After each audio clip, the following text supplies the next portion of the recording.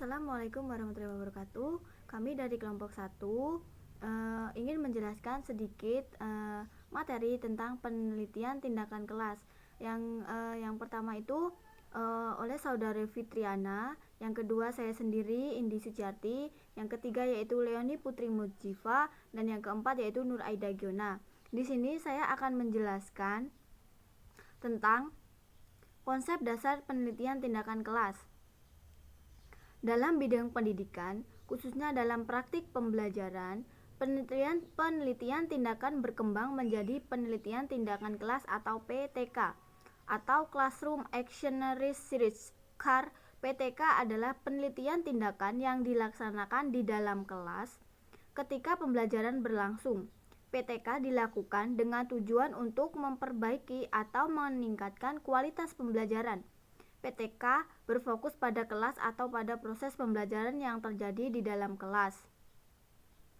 Penelitian atau kegiatan mencermati suatu objek dengan menggunakan cara dan metodologi tertentu untuk memperoleh data atau informasi yang bermanfaat atau dalam memecahkan suatu masalah.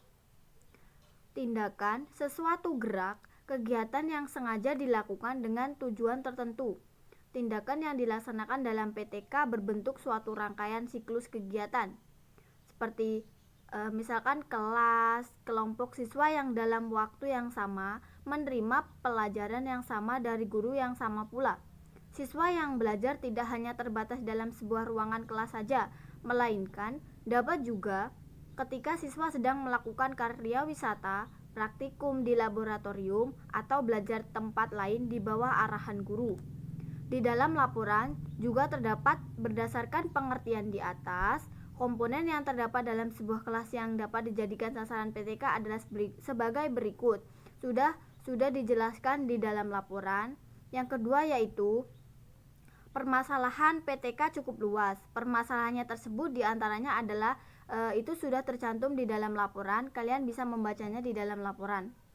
Yang selanjutnya yaitu berdasarkan cakupan permasalahannya, seorang guru akan dapat menemukan penyelesaian masalah yang terjadi di kelasnya melalui PTK. Hal ini dapat dilakukan dengan menerapkannya berbagai ragam teori dan teknik pembelajaran yang relevan. Selain itu, PTK dilaksanakan secara bersama dalam pelaksanaan tugas utama guru, yaitu mengajar di dalam kelas. Tidak perlu harus meninggalkan siswa. Dengan demikian, PTK merupakan suatu bentuk penelitian yang melekat pada guru, yaitu mengangkat masalah-masalah aktual yang dialami oleh guru di lapangan. Dengan melaksanakan PTK, diharapkan guru memiliki peran ganda, yaitu sebagai praktisi dan sekaligus peneliti. Itu saja. Penjelasan yang kedua akan dijelaskan oleh saudari Fitriana. Saya akan menjelaskan tentang komponen yang terdapat dalam sebuah kelas yang dapat dijadikan sasaran PTK. Poin pertama, siswa dapat dicermati objeknya siswa sedang mengikuti proses pembelajaran. Yang kedua, guru dapat dicermati ketika yang bersangkutan sedang mengajar atau membimbing siswa. Yang ketiga, materi pembelajaran dapat dicermati ketika guru sedang mengajar atau menyajikan materi pembelajaran yang ditugaskan pada siswa. Yang keempat, peralatan atau saran pendidikan dapat dicermati ketika guru sedang mengajar dengan menggunakan peralatan atau saran pendidikan tertentu. Yang kelima, hasil pembelajaran yang ditinjau dari 3 ranah kognitif, afektif, psikomotorik merupakan produk yang hasil ditingkatkan melalui PTK. Yang keenam, lingkungan, baik lingkungan siswa di kelas, sekolah maupun yang dilakukan siswa di rumah. Yang ketujuh, pengelolaan merupakan kegiatan dapat diatur atau rekayasa dengan bentuk tindakan. Jadi, yang poin pertama itu, siswa dapat dicermati objek ketika siswa sedang mengikuti proses pembelajaran. Kayak gini contohnya, siswa itu harus aktif dalam pembelajaran tersebut. dia harus memahami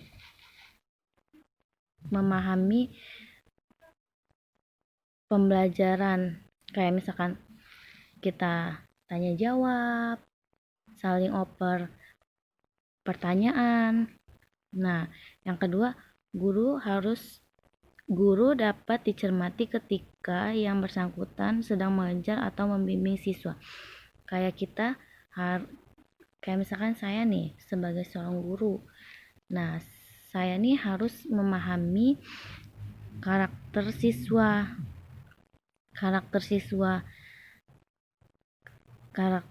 yang sedang belajar. Kayak saya harus memahami nih dia bisa atau tidak gitu. Yang ketiga, materi pelajaran dapat dicermati ketika guru sedang mengajar. Satu, menyajikan pelajaran yang ditugaskan pada siswa. Kayak yang pertama tadi, saya harus memahami nih siswa yang sedang belajar. Dia paham nggak dengan materi tersebut? Kalau dia paham, kita tanya balik, tanya jawab.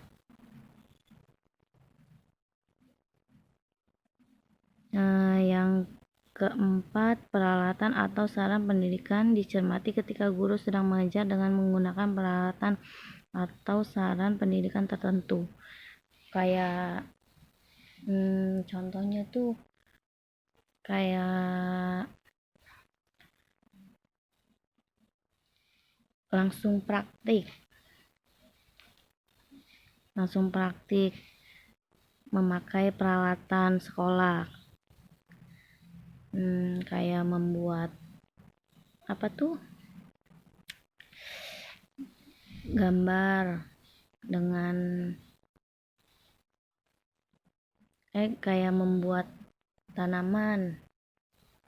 Peralatannya itu dari sekolahan. Kita contohin, begini loh anak-anak, kita harus membuat ini. Jadi murid atau siswa itu bakal mengikuti contoh dari kita sebagai seorang guru, mengikuti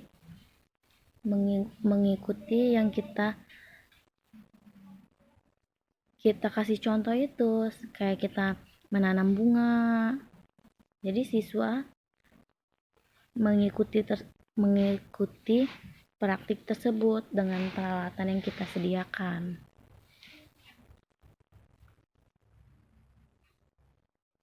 Hasil pembelajaran yang ditinjau dari 3 ranah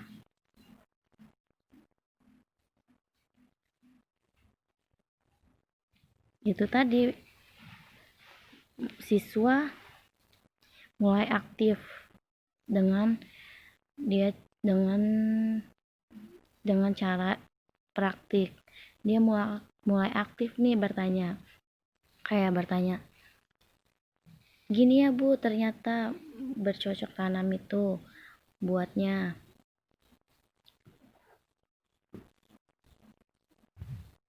Dari cara menanam, dia mulai aktif bertanya nih, oh jadi gini cara menanam. Terus lalu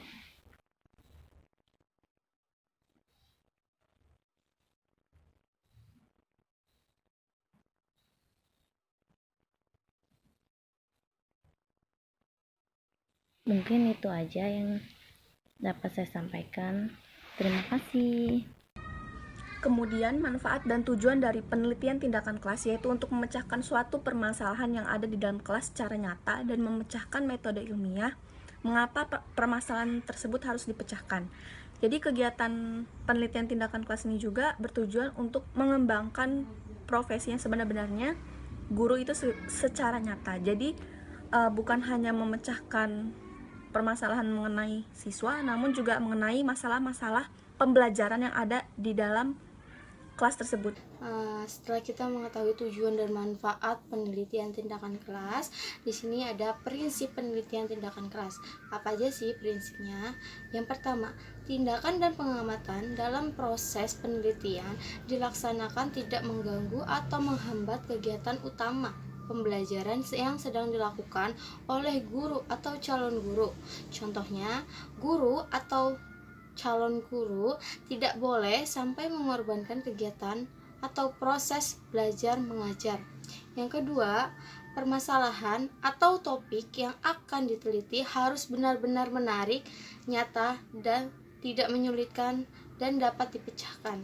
Jadi, ketika kita membuat penelitian, kita tuh harus benar-benar fakta adanya apa faktanya itu. Jadi kita tuh tidak boleh mengarang-ngarang. Misalnya ketika kita meneliti sekolah tersebut itu ada kejelekannya, nah kita memperbaikinya itu tidak boleh, karena hasil penelitian itu harus benar-benar nyata, fakta adanya seperti itu. Yang ketiga, pengumpulan data tidak mengganggu dan menyita waktu. Selanjutnya, menurut Hopkins tahun 1992 dalam Bahri 2012 10, berdasarkan yang dijelaskan prinsip-prinsip penelitian tindakan kelas PTK itu adalah penelitian tindakan kelas tidak boleh mengganggu kegiatan belajar mengajar di dalam kelas apabila pembelajaran sedang berlangsung, karena penelitian ini bersifat relatif, di mana seorang guru atau calon guru dapat melakukan tindakan-tindakan yang dapat memperbaiki dan meningkatkan praktek pembelajaran di dalam kelas secara profesional. Jadi, ketika kita melakukan penelitian, kita itu harus benar-benar harus sungguh-sungguh. Jadi maupun kita ada masalah sebesar apapun, kita harus bisa profesional di dalam kelas tersebut dan membuat kelas tersebut itu menjadi menyenangkan, seperti itu. Oke, sekian presentasi dari kami. Apabila ada kesalahan kata, kami mohon maaf. Kepada Allah kami mohon ampun. Wassalamualaikum warahmatullahi wabarakatuh.